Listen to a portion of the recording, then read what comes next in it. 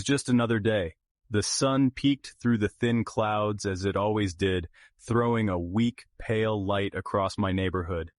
The world outside was alive with its usual rhythms, cars easing out of driveways, the faint buzz of morning radio drifting from passing windows, the occasional bark from a dog that spotted something only it could understand. I stood in the kitchen sipping my coffee, savoring the bitter warmth as it spread through my chest. The news droned on in the background, another report about tensions rising somewhere overseas, but that was so far removed from my life, from the quiet suburban safety of my home. It was just noise, something I let wash over me without really absorbing it.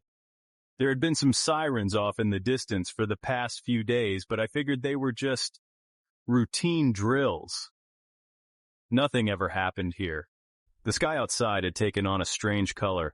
A deep purple hue was creeping across the horizon, almost like a bruise forming on the world. But I shrugged it off, probably just the weather playing tricks again. I took another sip of my coffee, glancing out the window. The lawn was perfectly trimmed, and the birds were pecking at the grass, oblivious to whatever was coming. If only I had noticed. If only I had paid attention to those little signs. Subtle, but there. But instead I let the comfort of my routine lull me into a false sense of security. I told myself everything was fine, that the world would keep turning like it always had. Then the tone of the news changed. The anchor's voice cracked, breaking through the fog of my thoughts. Something in her tone made me pause, my body instinctively tightening. We interrupt this broadcast to bring you an urgent message. I turned toward the TV, the knot in my stomach tightening. Her face was pale, and for the first time, I noticed the fear in her eyes. She was reading from a script, but her hands trembled. Reports are coming in of a confirmed nuclear strike. I dropped my coffee mug. It shattered on the floor, hot liquid splashing across the tiles, but I barely noticed. The world seemed to tilt under me, and I just stood there, staring at the screen. A nuclear strike. Here? Now? No, this had to be a mistake. I couldn't move, couldn't breathe. The world around me was still the same, the sun shining, the birds chirping, the street outside as calm as ever. But inside, I felt like I was falling into a black pit, my mind refusing to grasp what I had just heard. The anchor's voice wavered, confirming the nightmare. This wasn't a drill. The strike was imminent. I watched the footage they broadcast. People running through crowded streets, cars jammed in traffic, the wail of sirens echoing in the background. Chaos, but far away. The thought barely registered at first. That's going to be here. I snapped out of it, my hands fumbling for my phone.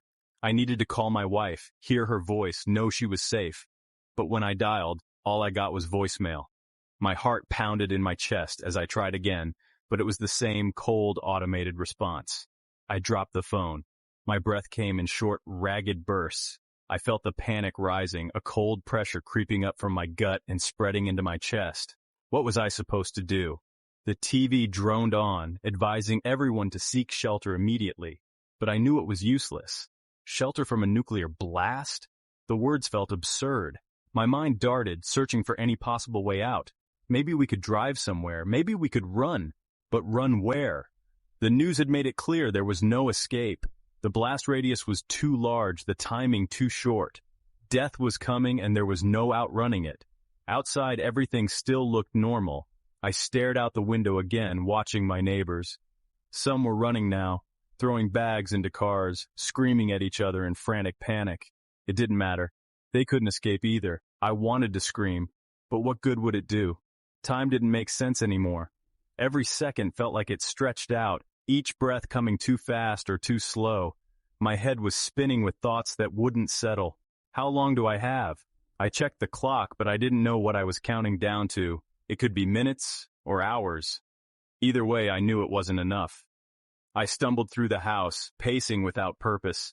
I tried to think, what was I supposed to do?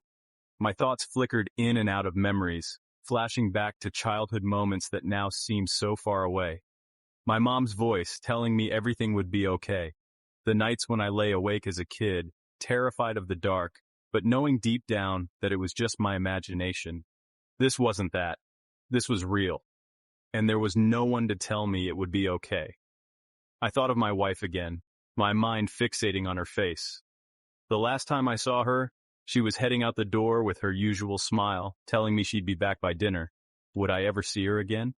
Would she even know I was thinking of her in these final moments? I tried her number one more time, but it was useless. Nothing but the same empty voicemail. I realized then, standing there in the middle of my living room, that I was utterly alone. The TV was still on, but I wasn't listening. The noise blurred into the background, just another reminder of the impending doom. I glanced out the window again. The sky had changed even more. The strange purple glow had deepened, and in the distance, there was something else. A faint, growing light. The air felt heavy, thick, like it was pressing down on me, crushing my chest with its weight. I stepped outside, the cool breeze hitting my face. The neighborhood was in chaos now. People were running in every direction, shouting, trying to pile into their cars. But where could they go? There was no safe place. I could feel it, the inevitable weight of the truth settling in my bones. I had nowhere to go, no one to save me. The moment I stepped outside, the full extent of the panic hit me like a punch to the gut. It was chaos. The quiet street where I'd lived for years was now a scene from a nightmare. Neighbors were running, sprinting down the street, screaming at one another, clutching their children. Some were throwing whatever they could into their cars, hoping, I guess, that they could drive far enough away to escape. But where could they go? The news had said the blast radius would be enormous. The sirens were getting louder, blaring in the distance, drowning out everything else. My ears rang with the sound, and the acrid smell of smoke filled the air. Something was burning, but I didn't know what. I tried to breathe, but it felt like the air was suffocating me. My vision blurred, the world spinning around me in a dizzying whirl of sounds and smells. I didn't know what to do. Run? Hide? What would it matter? The ground trembled beneath my feet, and I felt a wave of nausea rise in my throat. Somewhere deep inside me, I knew the end was coming. I couldn't stop it. Then, without warning, it happened. At first, I didn't feel it. Just a strange, heavy stillness in the air. Then, from the horizon, I saw the flash. A brilliant, blinding light, brighter than anything I'd ever seen. It seared across the sky, turning everything white, obliterating the world in its glow. And then the heat. A wave of blistering, unbearable heat washed over me, and I screamed. No, I think I tried to scream, but the sound caught in my throat, choked out by the inferno. I felt my skin start to burn, the heat seeping into my bones, and for a moment I was sure I was already dead. But I wasn't. The shock wave hit next, a force so powerful it knocked me off my feet. I slammed into the ground. The wind knocked from my lungs as the world collapsed around me. Buildings crumbled, cars flipped, the trees tore from the earth like they were nothing. The noise was deafening, a roar that drowned out everything else, leaving only the overwhelming sensation of destruction. I was still conscious. Somehow, the light had faded, but the heat was unbearable. I felt my skin blistering, my clothes searing into my flesh, the very air scorching my lungs. But I couldn't move, couldn't escape it. I was trapped in my own body, burning alive. The heat was all I could feel. It crawled across my skin, boiling the sweat right off my body, turning my clothes to ash.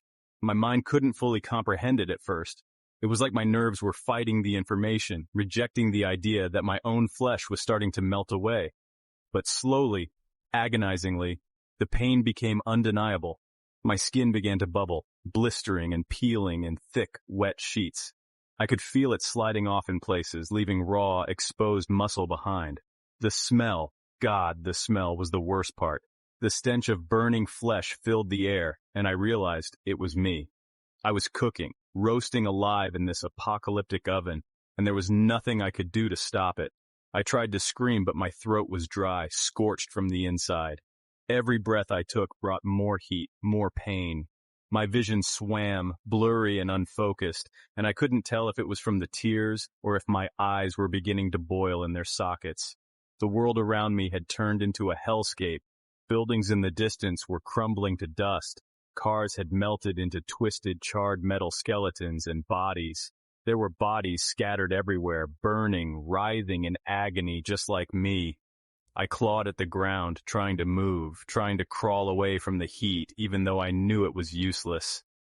The pavement beneath me was so hot it was sticking to my hands. peeling the flesh off my palms as I dragged myself forward. I couldn't even feel my legs anymore. I wasn't sure if they were still attached. The numbness was creeping up my body, slowly overtaking the pain, but my mind refused to shut off. It clung to consciousness, even as my body started to fail me. My mind, my memories, they were still there, flickering in and out. I saw my wife again, her face flashing before me in a desperate hallucination. Was she suffering like this, somewhere far away, or had the blast taken her instantly? A part of me hoped for the latter. I didn't want her to go through what I was going through. I thought of my mother, my father, every face I had ever loved or cared for. They came to me in waves, blending with the pain, each memory a fleeting, ghostly reminder of the life that I was about to lose. My mind scrambled to latch onto anything that wasn't this moment. And then the final horror hit me. I wasn't dying fast enough. The body was giving up, but my brain was fighting it, keeping me tethered to this grotesque existence. I could feel the searing heat cooking me from the inside out, but it wasn't happening in the quick, merciful way I had imagined a nuclear blast would kill. No, this was slow. I was trapped in a broken shell that refused to let go, conscious enough to feel every layer of myself being stripped away. I wasn't even sure what parts of me were still there anymore. My hands, what was left of them, were nothing but bone, my fingers twitching, skinless, skeletal things. My chest, I couldn't even bear to look down at it. I could feel the muscles tearing, burning, exposing the organs beneath. My heart was still beating, but it felt wrong, sluggish, like it was about to give out at any moment. Time stretched into a horrible eternity. Seconds dragged into minutes, but it felt like years. My mind was unraveling, my thoughts starting to scatter, but I was still here, trapped, melting, dying in the worst way imaginable. I don't know how much longer I lay there, conscious but barely human, before the next wave of heat hit. It was worse than before, so much worse, and I finally realized what was happening. The blast's firestorm, the secondary wave, was sweeping over me. This was it, the last part, the moment I should have welcomed.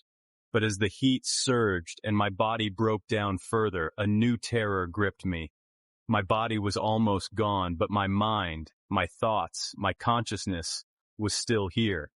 Even as my skin turned to liquid, even as my organs ruptured and liquefied inside me, I could still think. I could still feel. How was that possible? How could my brain be melting and yet I was still aware? I wanted to die. I wanted to black out, to disappear into the oblivion that was supposed to come with death. But it wouldn't let me. My brain, my nerves, some twisted part of me clung to life, refusing to shut down. It was like I was locked in my own body, watching it disintegrate, but unable to stop the nightmare. The heat didn't end. It just kept going, wave after wave, tearing me apart bit by bit. And yet I was still there. I don't know how long it's been since the blast. Days? Weeks? It's hard to tell anymore. The world has gone silent, nothing but the quiet crackle of burning ruins around me. But I'm still here. Somehow, I'm still here. I can't feel my body anymore, but I'm aware of the space I once took up. There's no pain now, no more fire licking at my skin, no more flesh to melt away. But the terror hasn't stopped. I thought death would be the end, but it's not. I can still think. I can still remember. My mind floats in this black nothingness, a shadow of what I used to be. I see the world around me, but not through eyes. It's like I've become a part of it, a ghost, trapped in the ruins of a dead city, in the ash and the heat, with no body to leave behind. The silence is maddening. I try to call out, to scream, to make any sound, but nothing happens. There's no mouth, no voice, just the cold emptiness of the world after the fire. Sometimes I think I hear them, the others, the ones who died with me. Their whispers drift through the ruins, faint echoes of panic and pain. Maybe they're like me, caught between life and death, stuck in this endless loop of fear and memory. I wonder if they know I'm here, if they can sense me lingering like a shadow in the background. I want it to end. I want to stop thinking, stop feeling, but I can't. I'm tethered here, in this place, in this moment, and I'm afraid that this is forever. Every now and then I think I see something in the distance, a figure moving through the ruins, but it's not real. It can't be. There's no one left.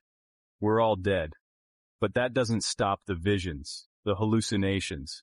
They come and go, faces from my past, flickering in and out of the destruction like ghosts, just out of reach. My wife's face is the clearest of them all, smiling at me, laughing like she did the morning she left. But when I reach for her, she's gone. I wonder if I'll ever see her again. Or if I'll just be stuck here, drifting in this endless purgatory, forever remembering what it was like to be alive, to feel the warmth of the sun before the world burned. I'm not sure what's worse, the fact that I'm dead or the fact that I can't let go. Maybe that's what hell is.